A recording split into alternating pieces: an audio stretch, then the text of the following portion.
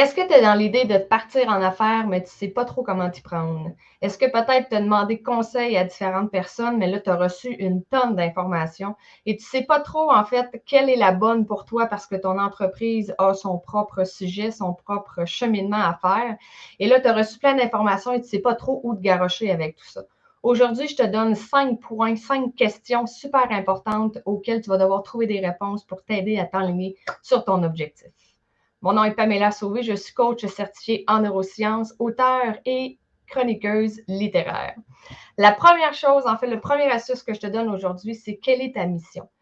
Avant toute chose, tu dois savoir avant un peu le style de ton entreprise. C'est quoi le type d'entreprise que tu veux créer, mais pourquoi tu le fais. Ton pourquoi est super important parce que ça va donner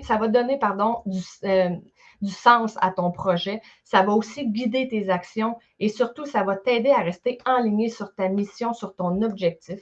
Alors, quand tu vas sentir un peu que ça déraille, tu auras juste à te demander, en fait, mon pourquoi, c'est quoi ma mission, et ça va t'aider à revenir, en fait, sur qu'est-ce qui est cohérent avec ton entreprise.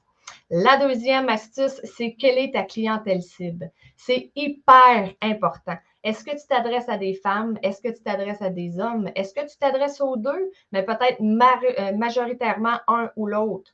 La tranche d'âge. La tranche d'âge qu'on doit se donner, c'est un 15 ans de différence. Donc, si tu te dis, ben moi, la majorité des personnes, ça va être des femmes de 40 ans. Donc, ta tranche d'âge cible, ça va être de 40 à 55. C'est super important. Ça va aider dans toute la façon dont tu vas en parler et comment savoir qui approcher. Si tu sais que tu approches en grande partie des femmes, tu vas moins viser les hommes quand tu vas essayer de créer des contacts, par exemple. C'est vraiment un exemple parmi tant d'autres. Et je tiens à te rappeler quelque chose, une phrase que j'ai lue dans un livre qui est venue, encore aujourd'hui, j'y pense à chaque fois que ça s'applique, c'est que un livre ou une entreprise, peu importe, qui s'adresse à tout le monde, ne s'adresse à personne. C'est super important. La troisième astuce, quel est le besoin de tes clients? Quels sont les besoins de tes clients, pardon? Quelles sont les problématiques qu'ils veulent régler? Qu'est-ce que tu peux aider à accomplir? Quels sont leurs mots, M-A-U-X, leurs douleurs, leurs problèmes? Si tu es en informatique, par exemple, c'est quoi les problèmes d'informatique que tes clients vont vivre? C'est super important que tu le saches. Si tu es dans le domaine du bien-être, quelles sont les problématiques que tes clients vont vivre? Et tu dois être précis dans ce que tu dis, dans le sens où, si je reviens à la clientèle du bien-être, si tes clients si tu dis que leur MAUX, c'est de ne pas être bien. C'est trop flou. C'est quoi ça, pas être bien? C'est pas la même chose pour un que pour l'autre. Donc, décris, vas-y en détail. Gêne-toi pas, mets-en de l'information. C'est sûr que ça va t'aider. Quatrième astuce, quels sont tes objectifs? Où est-ce que tu vas être rendu dans 1 an, dans 3 ans, dans 5 ans? Tu vas être rendu où dans ton entreprise? Est-ce que dans 5 ans, tu aimerais avoir des employés qui travaillent pour toi? Ton objectif monétaire, combien tu veux gagner? Là, je ne parle pas de paye personnelle, je parle vraiment de combien tu veux que ton entreprise gagne dans 1, 3 et 5 ans. C'est quoi les stratégies que tu vas prendre pour t'y rendre aussi? Ça, c'est super important. C'est beau de dire, moi, je veux dans 5 ans, je vais avoir gagné 100 000. OK, mais tu vas t'y prendre comment? Si tu veux développer, je ne sais pas, je vais dire un service, un site Internet que tu vas vendre, parfait, mais comment tu vas t'y prendre pour le développer, ce site Internet-là? Comment tu vas t'y prendre pour le faire connaître? Comment tu vas t'y prendre?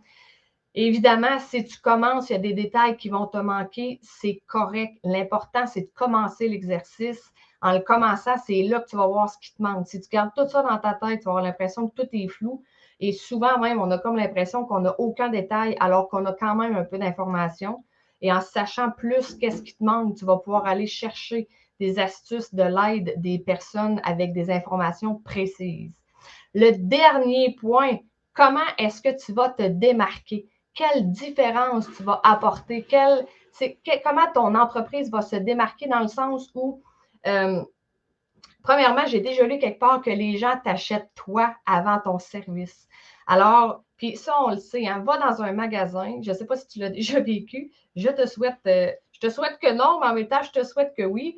Si tu arrives dans un magasin et que la serveuse, le serveur, peu importe l'employé, t'arrive avec un méchant air bête, sérieusement, moi, il y a des chances que je tourne de bord puis je fasse OK, je vais aller ailleurs. Ça vient tout de suite de m'enlever le goût d'acheter à cet endroit-là.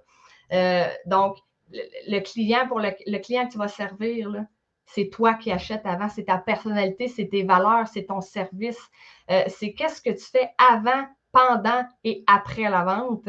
Et savais-tu d'ailleurs que 96% des clients insatisfaits ne t'en parleront pas? De là, l'importance de faire un suivi après et de continuer d'entretenir ta relation avec tes clients parce que s'il n'est pas satisfait, ça se peut que ce soit un méchant bon client puis que si tu ne le sais pas, tu vas le perdre parce que tu n'auras pas pris le temps, qui est ta job d'ailleurs, de faire un suivi avec lui. Et selon une étude de la compagnie Forbes, j'espère que je l'ai dit comme il faut, 80% des clients disent être plus susceptibles de faire affaire avec une entreprise si les services ou si leurs expériences sont personnalisées.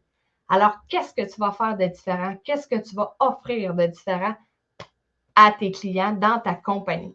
J'espère que ces astuces-là t'ont aidé. Si jamais tu veux aller plus en détail, vraiment aller chercher des questions plus pointilleuses et vraiment t'éclairer au maximum, je te suggère vraiment de lire le livre Propulser vos affaires de Vincent Fournier, publié chez Béliveau Éditeur. Ce livre-là, sérieusement, c'est un coaching par écrit. Il y a une multitude de questions là-dedans qui vont t'aider à savoir où tu t'enlignes, qui tu vises, comment t'y prendre. Dans son livre, Vincent parle des infolettes, qui est une méthode vraiment super intéressante. Le site Internet, connaître son client, c'est vraiment un bijou, ce livre-là. Ça va t'aider à vraiment savoir comment démarrer. Et si tu as déjà ton entreprise et que là, ça tourne en rond, que tu n'atteins pas tes objectifs, je te suggère aussi de lire ce livre-là pour te réaligner sur le bon chemin. Alors, je te souhaite un bon début de planification d'entreprise et nous, on va se retrouver pour une prochaine capsule très prochainement. Bye bye!